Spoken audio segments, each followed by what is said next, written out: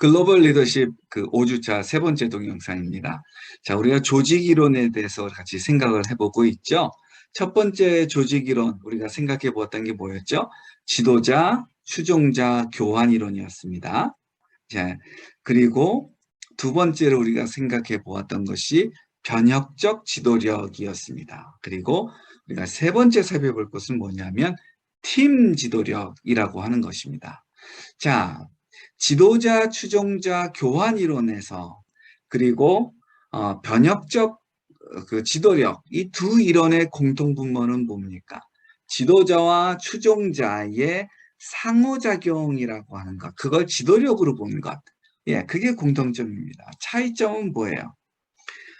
지도자, 추종자, 교환 이론은 그 상호작용의 과정을 말하는 거고요. 그리고 변혁적 지도력은요, 상호작용의 결과에 대해서 관심을 가지고 보고 있습니다. 자, 세 번째 우리 이 이론이요. 팀 지도력의 경우도 크게 다르지 않습니다. 자, 지도력이 지도자와 추종자에 함께 있다라고 하는 것. 아니, 오히려 이제는 그 둘을 구분을 덜 하는 그러한 특징마저도 있다라고 얘기해도 될 것 같아요. 왜냐하면 지도력이라고 하는 것은 공통의 목표를 성취하기 위해 구성된 하나의 집단의 사람들에게 있는 것인데, 개인의 성공은 팀의 성공에 달려 있고요. 그리고 함께 일하고 정기적으로 소통하는 것, 그거를 아주 중요하게 생각을 하는 겁니다. 자, 그러다 보니까 어떻겠습니까? 지도력도 개별적인 것이 아니라 정말 지도자와 추종자 사이의 협력이라고 하는 것으로 보여지게 되겠죠. 자, 그래서 지도력을 발휘한다라고 하는 것은 보다 커다란 조직적 상황에 대해 이 조직이 하나의 단위로 공동 책임을 진다, 이렇게 생각해도 좋을 것 같습니다. 자, 그런데 굳이 지도력만 좀 따로 떼어놓고 이야기를 한다면 팀의 성공을 위해 가지고 지도력이 아주 중요하다, 이렇게 생각한다는 것, 이걸 우리가 좀 생각을 해야 될 것 같고요. 그리고 이 지도력의 기능이라고 하는 것은 그 지도자뿐만 아니라 팀 멤버들도 수행할 수 있다라고 하는 점에서 아주 또 하나의 그 특징이다라고 얘기를 할 수가 있습니다.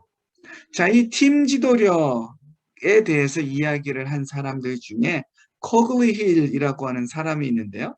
이 사람의 그 주장에 따르면 이 팀 지도력은 팀의 문제를 진단하고요. 그리고 팀의 문제들을 교정하기 위해서 적절한 행동을 취하는 것이 바로 팀 지도력이다, 이렇게 생각을 합니다. 자, 팀의 효과성을 그 진단할 수 있는 요소들이 있다라고 하는데, 그것들을 좀 몇 가지 좀 열거해 보겠습니다. 첫 번째, 분명하고 이끌어내는 목적이 있어야 됩니다. 팀이라고 한다면, 팀이 효과적이다라고 한다면 분명한 목적, 그리고 팀을 이끌어가는 이 지도력을 발휘하는 목적이 있어야 됩니다. 어떤 이랬을 때 우리는 이래서 한다, 뭐 이런 식의 것이죠. 아주 명확하게 있어야 됩니다. 우리 잘하자, 이거는 분명한 것이 아닙니다.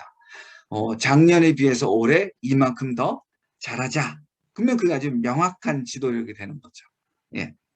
그리고 자, 목표가 명확하니까 뭐가 되겠습니까? 결과도 중요해지죠. 자, 목표가 두리뭉실하면요, 그 결과를 측정하기도 참 힘들어요. 그러다 보면 과정이나 동기가 강조가 되기가 쉽습니다. 그런데 결과가 구체적이면 구체적일수록, 목표가 구체적이면 구체적일수록 결과 확인이 아주 용이해지고요. 그러다 보면 결과 중심의 구조가 되어지기가 쉽습니다. 자, 이 팀 리더 지도력이라고 하는 것은 지도자 한 명만으로는 이 성과를 나타내기가 힘들어요. 그러다 보니까 어때야 돼요? 팀 멤버 한 사람 한 사람 한 사람이 경쟁력을 가지고 있어야 합니다. 예. 그러니까 지도력을 발휘한다라고 했으면 뭐가 또 있겠습니까? 팀 멤버 한 사람 한 사람, 추종자들을 어떻게 경쟁력 갖춘 사람으로 만들 것인가 라고 하는 것이죠. 예. 자, 한번 요거를 여러분의 문맥으로 가져와서 한번 좀 얘기를 해볼까요? 학생회나 총학생회, 동아리에서는 그 분명하거나 그 명확한 어떤 그런 목적을 가지고 있지 않기가 쉬워요. 우리 뭐 하나님을 다 잘 믿자, 뭐 이런 식의 목표. 내지는 우리 그 같이 동아리 활동하는 사람들이 많아졌으면 좋겠다, 뭐 이런 식의 목표죠. 총학 같은 경우에 어떤 구체적인 목표를 가질 수 있는 게 예를 들어서 뭐 학생 회비 몇 프로 하자, 아주 구체적인 목표죠. 예. 내지는 축제 몇 명이 참석하게 하자, 뭐 이런 식의 것들, 이런 것들이 어떤 구체적인 목표가 될 수 있고 목적이 될 수가 있고요. 그거에 비해서 학생들이 회비를 많이 내게 하자, 예, 이거는 결과 중심적으로 될 수가 없습니다. 그리고 팀이라고 하는 것은 일치된 헌신입니다. 누가 더 하고 누가 덜 하고가 아니라 일치된 헌신이 있어야 됩니다. 그리고 협력이 가능한 환경이 있어야 되고요. 협력이 가능하려면 뭐가 있어야 될까요? 의사소통 수단과 구조가 있어야 되겠죠. 예.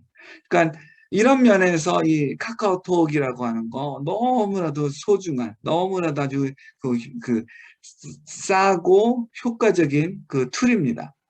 다만 이거를 효과적으로 사용하고 있는가? 이거는 우리가 또 한번 좀 점검을 해봐야 되겠죠. 자, 그리고 팀 지도력은, 내지는 팀은 높은 이 기준을 가지고 있어야 됩니다. 이런 면에서 무엇과 비슷한 거예요? 변혁적 지도력과 공통분모를 가지고 있고요. 자, 그런데 말이에요. 아까 한 얘기 중에 팀 멤버들이, 추종자들이 어때야 된다 그랬죠? 경쟁력을 갖춰야 된다라고 얘기를 했었죠. 자, 경쟁력을 갖추려면 어떻게 될까요? 경쟁력 갖춘 사람을 멤버로만 받아들일까요? 조직에 따라 그럴 수도 있습니다. 예, 조직에 따라. 자, 그런데 그렇지 않은 조직일 수가 있죠. 그러니까 교회에서 경쟁력 있는 멤버만 받아들일 수 있는 게 아니잖아요. 누구나 다 참여할 수가 있는 거잖아요. 그렇죠? 자, 그러한 조직에서 어떻게 경쟁력 있는 멤버들을 갖출 수가 있을까요? 이거는 외부의 지원이 필요한 것이고, 팀 구조, 그 구성원들, 이 추종자, 그리고 지도자의 인정, 지지, 이러한 것들이 필요한 것이죠. 자, 그리고 또 하나. 이 팀에서 중요한 건 뭐냐면, 원리, 원칙이라고 하는 겁니다. 원리, 원칙 중심의 지도력이 있어야 돼요. 그러니까, 누구에게나 공평하게, 누구에게나 똑같이 적용될 수 있는 원리와 원칙, 예, 그거를 중심으로 한 지도력이 있어야 됩니다. 예, 원리와 원칙이 없으면 구성원들 안에서 누구가 더 뭐라 그럴까요? 페이버를 받았어 라고 하는 원성을 들을 수가 있고요. 누구는 불이익을 받았어, 뭐 이런 식의 인상을 받게 되면 뭐가 있게 되는 거예요? 일치된 헌신이 어려워지고요. 협력적인 환경이 망가집니다. 그러면 어떻게 되는 거예요?